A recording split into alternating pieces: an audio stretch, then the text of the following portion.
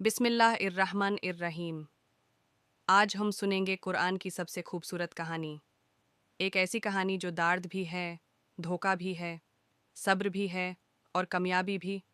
ये कहानी है हज़रत यूसुफ़ अलैहिस्सलाम की।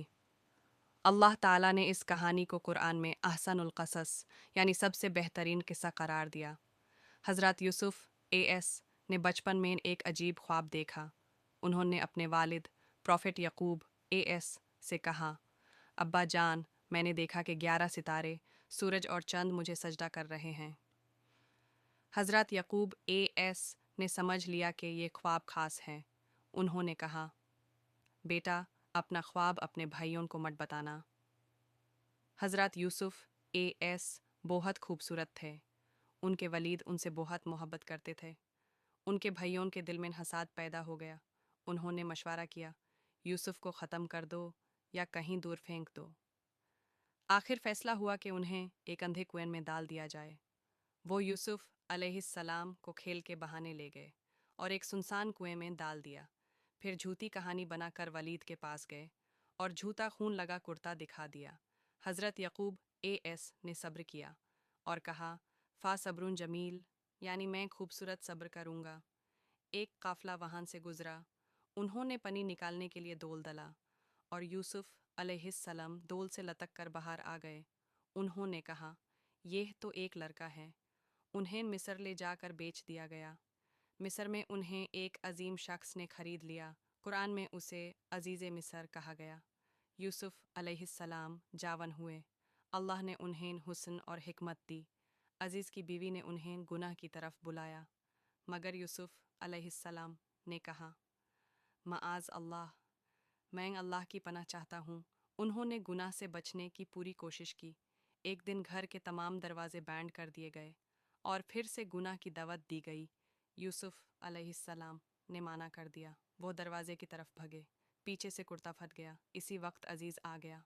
इल्ज़ाम यूसुफ़ एएस पर लगाया, मगर अल्लाह ने सच्चाई ज़ाहिर कर दी। एक गवाह ने कहा, अगर कुर्ता आगे से फाता है तो यूसुफ़ झूठे हैं, अगर पीछे से फाता है तो औरत झूठी है। कुर्ता पीछे से फाता था। सच सामने आ गया। इसके बावजूद यूसुफ़ एएस को जेल भेज दिया गया। जेल में भी उन्होंने अल्लाह की दावत दी। दो कैदी उनके पास आए। दोनों ने ख्वाब देखे थे।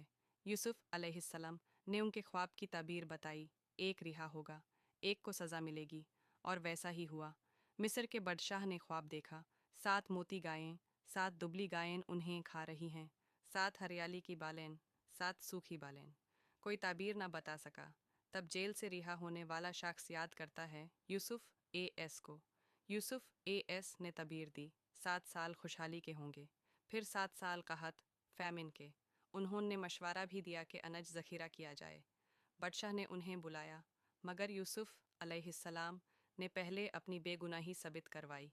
फिर उन्हें मुल्क के ख़जानों का ज़िम्मा दे दिया गया।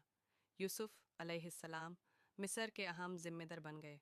कहत के दिनों में उनके भाई अनज लेने मिस्र आए। वो यूसुफ़ अलैहिस्सलाम को न पहचान सके, मगर यूसुफ़ अलैहिस्सलाम ने उन्हें पहचान लिया। आखिर एक दिन उन्होंने कहा, क्या तुम जानते हो तुमने यूसुफ़ के साथ क्या किया? भाई हैरान रह गए। यूसुफ़ एएस ने कहा, मैं यूसुफ़ हूँ, मगर बदला नहीं लिया। उन्होंने कहा, आज तुम पर कोई मलामत नहीं। आखिर उनके वलीद और तमाम भाई मिस्र आए और सब ने इज़्ज़त के साथ उनके सामने झुक कर एहतराम किया। यहाँ बचपन का ख्वाब पूरा हो गया।